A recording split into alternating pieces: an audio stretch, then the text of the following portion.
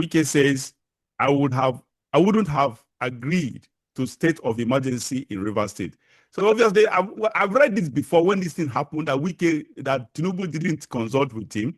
Obviously, that Wike was actually taken aback when this happened. And it was rumored that actually Tinubu did it, that was the saving grace, that kind of Tinubu actually did it a kind of in a subtle way to actually save Fubara of impeachment. I don't know if you believe that. I had it then, but I didn't believe it. But with what Wike is saying now, this is the second time he's repeating this, that he was not aware of that emergency, that action, when Tinubu decided to do that.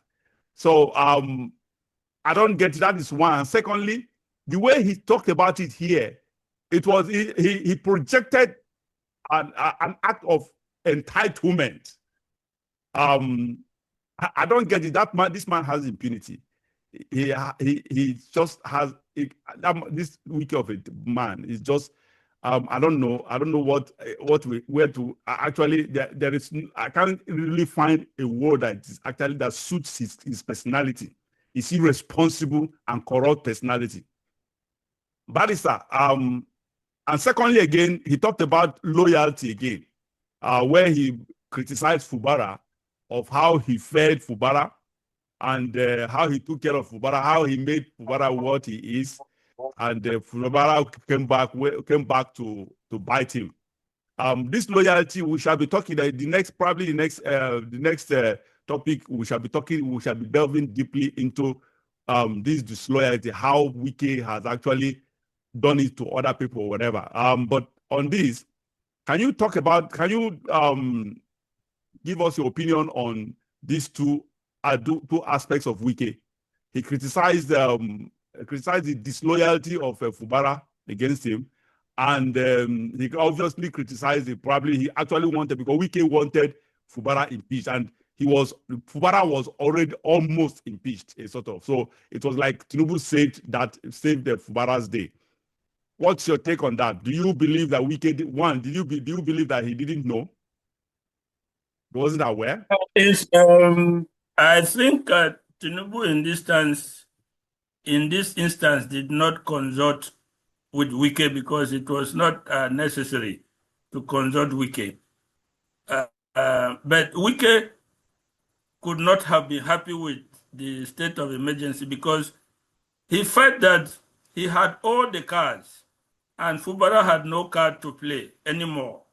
In view of the judgment of the Supreme Court, reinstating the House of Assembly, cancelling the local government elections, and every other thing, it appeared that Fubara at that point did not have any card to play.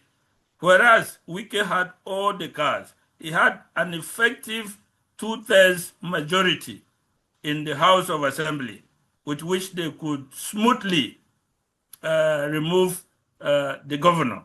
So if things had not happened the way they happened, probably Fubara would have been impeached. And Wike did not care about the outcome of what will happen to Rivers State because he had repeatedly boasted that Fubara will be impeached and the heavens will not fall. When he was confronted by journalists that what about the tension, the massive support, he said that Fubara will be impeached and the heavens will not fall. Yeah. So he had these things going for him. Now, Tinubu stepping, it would appear as if Tinubu went against Wike. But if you look deeply, Tinubu calculates his own personal interest above every other thing. He was part and parcel of the problem of driving Rivers State to the prison. He was part of it. He had meetings. He saw what Wike was doing. He kept quiet until the situation reached a boiling point. But of course, as president, he has security reports that there will be a very serious breakdown of law and order in Rivers State. And it will not bode well for him in terms of 2027 if that should happen. The signs were there. Let me ask you. Sorry, let me ask you. Because if that what you have just said now, obviously you believe that this report, and if that is the case, are you telling me that Tinubu cannot control Wike? You mean if that was his option, he did that? Obviously, if he did that, actually, he did that because I don't know. Do you think it because he couldn't control Wike? You couldn't just call Wike to order, say, hey, Wike, it was impeachment you are planning, don't go there. No. It's not about not controlling Wike. He can effectively put Wike in check, but it will not bode well for him. Politics is strategy. He has Wike's support. He needs the support of Fubara and by extension, River State. So he is managing a fine line. He is trying to manage a fine line, keeping Wike in his camp and also getting Fubara in his camp. So at that point, if he did not, and Wike succeeded in removing Fubara, the next thing is the unknown. You are not very sure of what will happen in the aftermath. But coming in to step in as somebody who saved River State from what would have happened, for some major, he has got some support from some people in River State. As of now, he also has the support of Fubara. So it's a very brilliant strategy politically to ensure that both antagonists are in your camp, working for your own success in 2027. So he is not a loser here. At the same time, Wike is not a total loser. Fubara is not there, although he may be brought back. But by the time he's brought back, he will be brought back as a very weakened governor who is in the camp of or working in the same line with Wike and in support of Tinubu. So I will categorize this as a brilliant strategy. Tinubu was not doing it for the benefit of River State, for the benefit of peace and stability in River State. It's solely for his own political ambition in 2027. And by and large, he has achieved that. He has brought the two protagonists to work for him while remaining enemies. But the temper of the enmity has come down. They are not killing each other. They were even talking. You remember Fubara went to see Wike, and Wike has given conditions that don't just reconcile with me, go and reconcile with the House of Assembly and others. In other words, give me back my control of the reverse machinery. All right. And by the time Fubara comes, I guess that would have been understood by everybody that Wike is back in full control. Fubara is back as governor, but a very weakened governor, not a decisive one that is working for the interests of Tinubu in the same way that Wike is doing. All right, let's move to the next topic. All right, this topic is the same way we're talking about separate topic actually, but it's about Fubara. Barrister, let me read this. I think I watched it in the clip actually, but unfortunately I just couldn't get my hand on the clip. Hosseini Rufai slams Fubara's visit to Tinubu, says politicians only chase power. Let me read just a paragraph or two. Popular Nigerian journalist Hosseini Rufai has expressed disappointment over the visit of the suspended Rivers State Governor, Siminalayi Fubara, to President Bola Ahmed Tinubu, describing it as yet another example of how Nigerian politicians prioritize power over principle. Fubara, who had earlier suggested his mind was no longer in government house amid a deepening political crisis in Rivers State, visited Tinubu in Lagos on Tuesday, a move Rufai believes confirms the governor has bowed to pressure from higher political forces. Marisa, we talked about this, I think, in our last episode. Was it last or second to the last episode?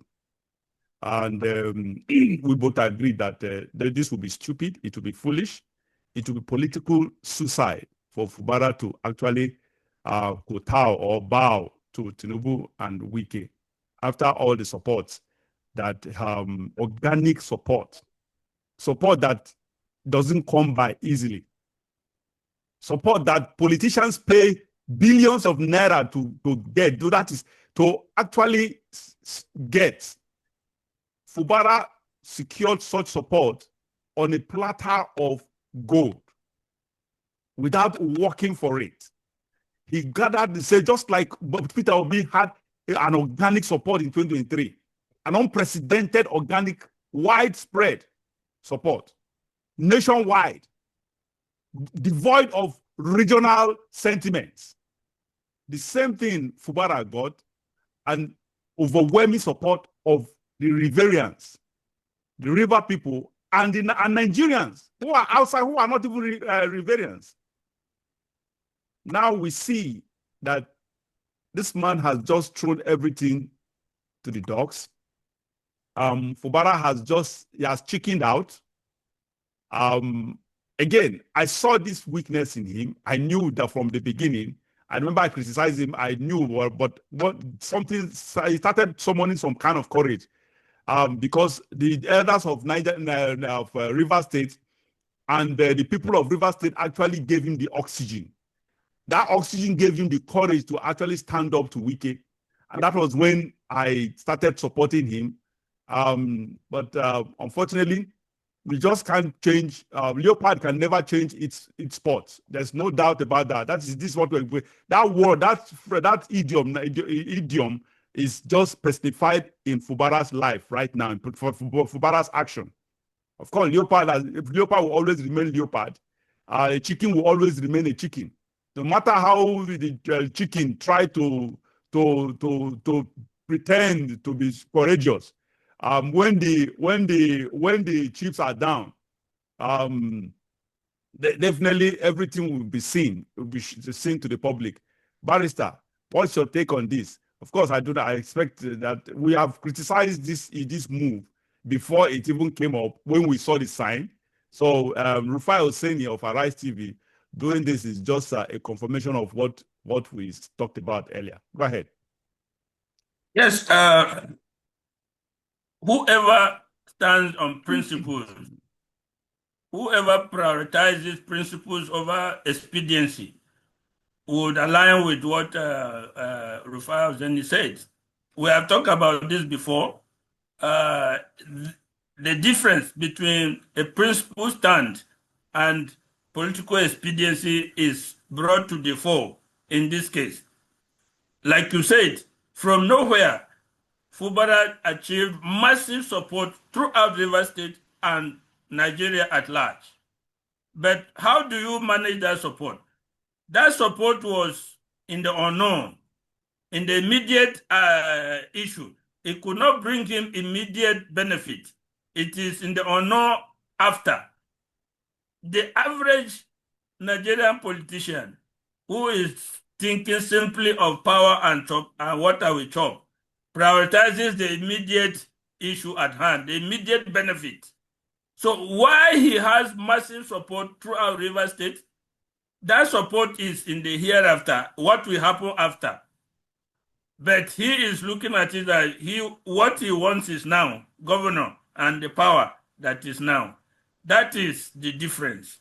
And you can compare this thing, you can compare this behavior with what we have been talking about Peter Obi. He also had the massive support of the Nigerian people, and he could have become the rallying point for the entire Nigeria to drive it into a different place, even a revolutionary approach. Yeah. But like the average politician, he wants the now. Yeah. That thing you are saying, let me galvanize the people, let me act as a rallying point, is something in the future. It's a bit unknown whether it will not to your benefit or not. But a patriotic and principled person will fight and die, and die for the cause, so that others can take over from where he fought. Even his children will be proud that my father fought and died a principled person. But of course, you know, that is, like I said, it's neither here or it's unknown. What you want is the immediate power. and what you can do with it. So they prioritize the political expediency of immediate power as against the how they will manage the popularity they have. That is just what happened in River State. And again, we find Fubara wanting. That is not the kind of people we want in Nigeria. That is not the kind of persons that will turn around the fortunes of Nigeria. These are the people acting in a cycles. And as long as we have this type of politicians, Nigeria will continue running in cycles. We will continue to be a cycles. We will continue to be a laughing stock.